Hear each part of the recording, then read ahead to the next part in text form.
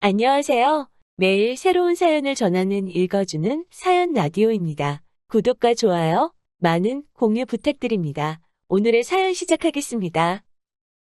안녕하세요. 결혼한 지 17년 만에 이혼한 여성입니다. 요새 남편하고 시어머니 때문에 스트레스가 이만저만이 아니었어요. 그래서 막둥이 딸 때문에라도 참고 살아보려고 했는데 결국 이혼하자고 했지요. 그런데 남편도 꼴에 자존심인지 오기인지 어지간히 목에 핏대 세우고 저를 잡지는 않더라고요. 처음부터 남편하고 제 사이가 이렇게 안 좋았던 건 아니에요.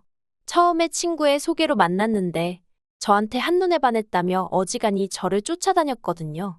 게다가 연애하는 동안은 남편이 특별히 저를 힘들게 하는 것도 없고 속도 썩이질 않았지요. 그래서 결혼까지 생각하고 만난 것도 아니었는데 어느샌가 결혼을 전제로 이야기를 나누고 있더라니까요. 그런데 막상 양가 어른들 뵙고 본격적으로 결혼 준비를 시작해보니까 시댁 상황이 너무 어려운 거예요. 남편이 모아둔 돈이 좀 있기는 했어도 시부모님 중 시아버지는 이미 돌아가셨고 시어머니 혼자서 남편을 키우셨다 보니까 딱히 재산이랄 게 없으셨거든요. 그런데 제가 결혼하던 당시만 하더라도 남자 쪽에서 집을 해오는 일이 비교적 흔한 일이었어요. 많은 사람들이 그게 당연하다고 여기던 시절이기도 했고요. 그래서 친정 부모님도 당연히 남편 쪽에서 집을 해올 거라 생각하셨던 모양입니다.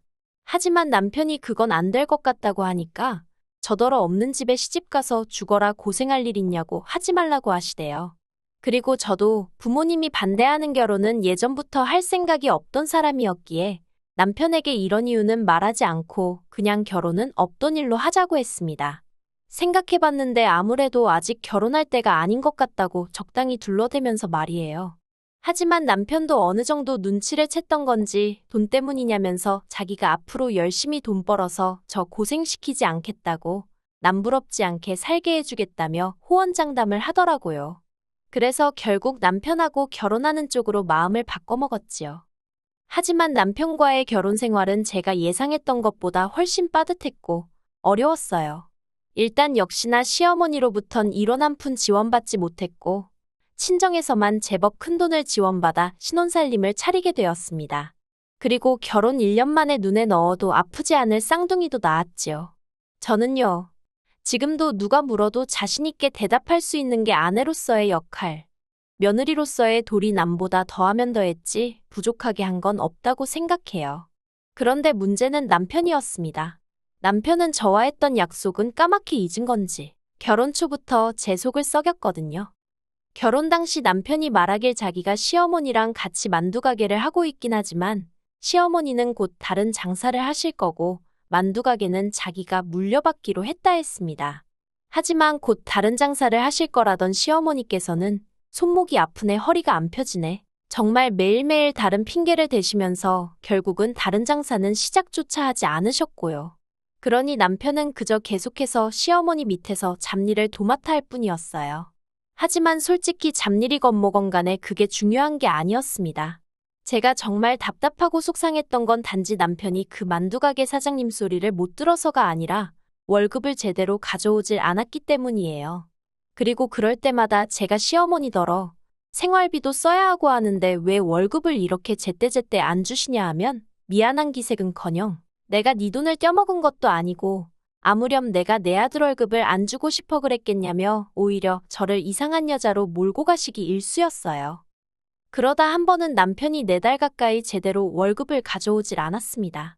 그리고 그땐 정말이지 애들 먹일 것도 사야 하고 그런데 아빠라는 인간은 왜 이 모양인지 와이프인 저는 그렇다 쳐도 자식들을 위해서 시어머니한테 지가 일한 돈 달라는 말도 못하나 싶은 게 한심하단 생각밖에 안 들더라고요.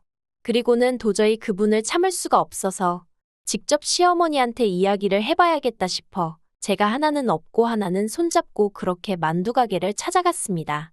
그런데 한참 일하고 있을 줄 알았던 남편은 온데간데 보이지도 않고 시어머니는 꾸벅꾸벅 졸고 계시대요. 제가 온지 눈치도 못 채시고 말이에요. 그리고 순간 그런 시어머니 모습에 마음이 약해진 제가 저 왔다고 슬그머니 인기척을 내고는 좋은 소리로 남편이 몇 달째 생활비를 안 준다. 어머님도 자꾸 제 전화를 피하시지 않냐? 한층 누그러진 목소리로 말을 걸었습니다. 그랬더니 시어머니가 저더러 넌 자나깨나 돈밖에 모르냐면서 대뜸 재수없다고 하시는 거예요. 그리고 저도 그 소리를 듣고 나니 어찌나 서운하고 마음이 상하던지 에라 모르겠단 마음으로 정말 너무하시다고 어머님 손자들이 쫄쫄 굶어 죽어야 돈을 주실 거냐고 한 소리하고 말았습니다. 그러자 시어머니가 기도 안 찬다면서 10,000원짜리 몇 장 꺼내서 거의 던지듯 주시더니 젊은 X가 늙은 X 돈 뜯어갈 궁리나 한다고 그럴 거면 네가 직접 나가서 돈을 벌라고 하시대요. 그리고 그런 소리까지 듣고 나니까 정말 어이가 없더라고요. 저라고 일을 안 하고 싶어서 안 하고 있던 게 아니었으니까요. 저도 결혼 전까진 엄청난 대기업은 아니어도 나름 직장 생활하고 제 경력 쌓아가던 사람이었는데 하나도 아니고 동시에 둘이나 낳았으니 어쩔 수 없이 일을 관뒀던 거였거든요. 그리고 저는 결국 이 억울하고 속상한 마음을 친정부모님한테 토로하고 말았습니다. 솔직히 시집가서 애까지 낳은 마당에 친정부모님한테 힘들어하는 모습을 보여드리고 싶진 않았는데 말이에요. 하지만 친구들한테 이야기하자니 내 얼굴에 침 뱉기 같고 결국 털어놓고 한풀이 할 곳이 부모님밖에 없었어요. 제 이야기를 한참 들으신 친정아버지께서 애는 줘버리고 이혼해라 하셨습니다. 하지만 친정어머니는 어떻게 엄마가 돼서는 애를 놓고 이혼을 하냐고 말도 안 되는 소리 좀 하지 말라고 역정을 내셨지요. 그렇게 두 분이서 한참 동안 제 일로 옥신각신하시다가 친정아버지가 그러면 차라리 애들은 어머니께 맡기고 저는 나와서 당신 사무실에서 일을 하라시대요. 그리고 저는 죄송한 마음도 있었지만 결국 애들이 어린이집 갈 수 있는 나이가 될 때까지만 그렇게 하기로 했습니다. 사실 그 무렵 친정은 친정아버지가 마지막이다 생각하고 벌리신 사업이 조금씩 자리를 잡아가고 있었거든요. 그리고 단언컨대 남편이 저에게 잘했다면 그리고 저희 친정부모님께 믿음직스러운 모습만 보였더라면 그 사업 지금쯤 남편에게 물려주셨을 거예요. 하지만 매번 딸이 사위 때문에 울어대는데 어떤 장인장모가 재산을 넘겨주고 싶었겠어요? 아무튼 정말 다행히도 남들 눈에는 별거 아니고 단조로워 보이는 일이었을지 몰라도 저에게는 사무실에서 종이들과 씨름하는 일이 정말 재밌었습니다. 덕분에 친정아버지가 하시는 사업을 차근차근히 배울 수도 있었으니까요. 그리고 제가 그렇게 지내는 동안 남편은 뭘 했냐면 그 발전도 없고 미래도 안 보이는 만두가게에 출퇴근 도장만 뻔질나게 찍으며 10년을 보냈지요. 솔직히 자식이 있어서 살았지 남편하고 부부라는 느낌도 없었어요.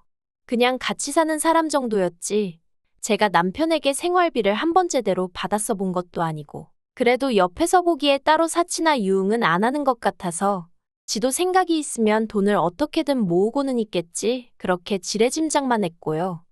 그러다 쌍둥이들이 초등학교를 졸업하던 시기에 잠깐이나마 남편하고 사이가 회복된 적이 있어요. 그때 저희 친정어머니가 돌아가시면서 남편이 상주 노릇을 하게 되었는데 그때 제가 생각했던 것과는 달리 싹싹하게 자기 역할을 잘해주었거든요.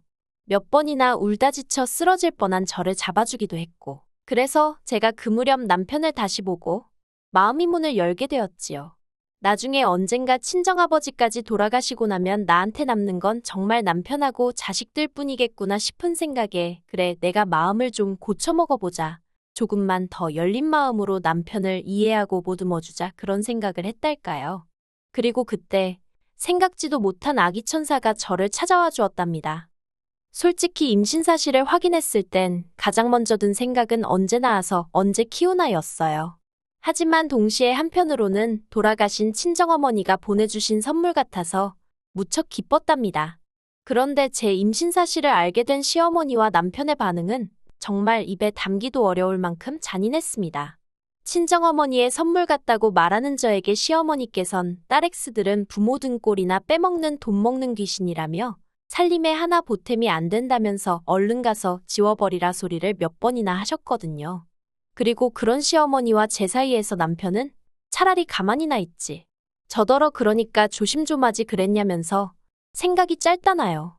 막말로 제가 애를 혼자 만든 것도 아닌데 그 소리를 들으니 기도 안 차더군요. 그래서 다시 남편과의 사이도 멀어졌네요.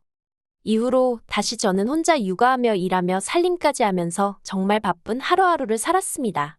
반면에 남편은 시어머니랑 하던 그 만두 가게를 결국 접고 일자리를 알아보러 다니기 시작하더라고요. 하지만 40도 넘어서 경력이라곤 20대 때 잠깐 다니던 중소기업과 만두가게가 전부인 남편이 구할 수 있는 직장은 많지 않았습니다. 그러니까 어이없게도 저희 친정아버지 사업체를 기웃거리더라고요. 저더러 뭘 하냐면 너도 하는데 자기가 왜 못하냐입니다. 그래서 제가 나는 사장딸이고 당신은 뭣도 아니지 않냐고 쏘아붙였더니 자기도 사장사위라면서 그러지 말고 한 자리 좀 알아봐 달라며 사람을 어지간히 들들 볶더라고요. 그리고 저는 바보 같게도 또 꼴 보기 싫긴 해도 엄연히 애들 아빠인데 언제까지 노는 꼴을 보고 있을 수만도 없겠다 싶대요. 그래서 친정아버지한테 물어보니 친정아버지께서 사업이 장난이냐 하시면서 정 일자리가 없으면 와서 상가관리라도 해볼 건지 물어보라시대요. 그래서 제가 그 말을 전하니 쪽팔리게 무슨 상가관리냐고 자기가 경비나 하게 생겼냐면서 그건 싫답니다. 어이가 없어서 남편더러 배가 덜 고픈가 보네 하곤 알아서 하라고 했어요. 막말로 내가 자기한테 생활비를 한 푼 받아 쓰는 것도 아니고 그저 애들 보기 부끄럽지 말라고. 아니 까놓고 말해서 애들 아침에 학교 가는데 아빠가 돼서는 어디 출근하는 모습은 보여야 할 거 아니에요. 그래서 그 생각으로 친정아버지께 부탁을 드린 거지 뭐. 제가 자기 출세길 열어주고 싶어서 그랬다고 생각한 건지. 황당하대요. 그리고 남편이 노니까 솔직히 시어머니가 제일 애가 끓는 눈치셨어요. 그러다 안 되겠다 싶으셨는지 남편 앞으로 헬스장을 차려주시더라고요. 돈이 어디서 나셨나 봤더니 만두가게 정리하면서 얼마 생긴 거랑 당신 사시던 집을 담보로 대출받아서 미천을 마련해 주셨던 모양입니다. 하지만 그런 것보다 제가 어이가 없었던 건 헬스장이라니 웬 헬스장인가 싶대요. 왜냐하면 저희 남편, 운동이라면 죽기보다 더 싫어하는 사람이었거든요. 그런데 헬스장이라니 딱 봐도 무슨 노래방 마냥 카운터나 보고 있으면 된다고 생각하고 차렸구나 싶었지요. 근데 뭐, 제 돈이 1원이라도 들어간 것도 아니었고 제가 뭐라고 해봤자 질투한 애 어쩌네 헛소리나 해대지 귀담아 들을 위인이 아니었거든요. 그래서 망해도 네가 망하지 내가 망하냐 하는 심정으로 내버려뒀습니다. 그러다 작년 제가 일 때문에 지방에 내려가던 길이었는데 졸음운전 차량에 받치는 사고를 당했어요. 운전자는 20대로 정말 우리 아들보다 몇 살이나 많을까 싶을 만큼 애뜬 얼굴이었는데 아무튼 그 사고로 제 차는 폐차를 시켜야 했지요. 그런데 친정아버지께서 생각지도 못한 말씀을 꺼내셨습니다. 저에게 이참에 당신이 차를 한 대 선물해주고 싶으시다고요. 그래서 제가 됐다고 괜찮다고 아주 손사래를 쳤어요. 제가 차를 살 돈이 없던 것도 아닌데 70을 넘긴 아버지한테 제가 해드리면 해드렸지 뭔가를 받는다는 게 가당치도 않다고 생각했으니까요. 하지만 그뿐만이 아니었습니다. 제가 다시 한번 놀랄 수밖에 없었던 건 친정아버지가 골라주신 차는 무려 1억 가까운 차였거든요. 가격을 알고는 친정아버지께 정말 필요 없다고 말씀드렸어요. 그런데 친정아버지가 이 차는 출시 이후에 교통사고로 죽은 사람이 한 명도 없었다면서 꼭 사주시겠다는 겁니다. 그리고 그제서야 저는 친정아버지가 왜 그러시는 건지 조금은 알 것도 같아서 감사한 마음으로 차를 받기로 했네요. 그리고 며칠 뒤 친정아버지와 함께 매장에 가서 차를 계약하고 돌아왔습니다.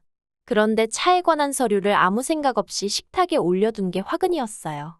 남편이 제가 씻는 사이에 이게 뭔가 하고 열어봤던 모양입니다. 그리고는 씻고 나온 저를 향해서 아주 육두문자만 안 썼다 뿐이지 노발대발 난리도 아니대요. 어떻게 이렇게 비싼 차를 자기랑 상의도 없이 장인어른한테 받으냐면서. 그런데 저는 남편이 도대체 왜 화가 난 건지 도통 이해할 수가 없었습니다. 막말로 제가 시어머니한테 받은 것도 아니고 내 아버지한테 받은 건데 왜 자기가 악을 쓰는 건지 말이에요. 그래서 도대체 왜 이러냐고 뭐가 문제냐고 따졌습니다. 그러자 남편이 한다는 소리가 시어머니가 좋다고 차려준 헬스장이 폐업이기라면서 자기가 돈이 필요하다나요. 하지만 남편과 재산을 각자 관리한 세월이 얼만데 이제 와서 자기 헬스장인지 뭔지가 망하는 걸 나더러 어쩌라고 저러는 건지 도통 이해가 안 되더라고요. 그래서 제가 어쩌라는 거냐고 남편을 쳐다봤습니다.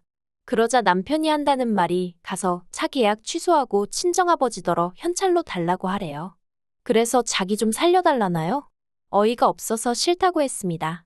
나한테는 지금 당장 출퇴근하고 애들 데리고 다닐 때 쓸 차가 필요하지 당신 헬스장은 나랑 아무 상관도 없다고요. 그러자 남편 사업장인데 왜 저랑 상관이 없냐입니다. 그래서 헬스장이고 뭐고 나한테 생활비로 단돈 10,000원이라도 준 적 있냐고.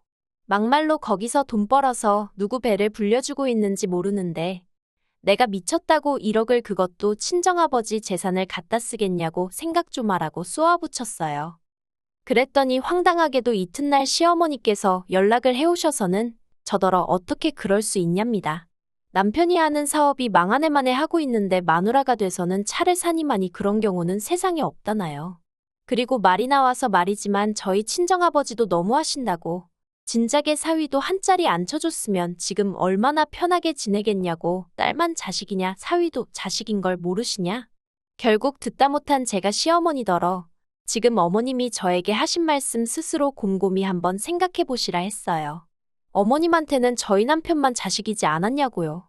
그리고 시어머니는 제가 이렇게 대들었다면서 그걸 또 남편한테 이르고 한마디로 무슨 이건 핑퐁도 아니고 여기서 욕하고 저기서 욕하고 정말 지긋지긋하대요.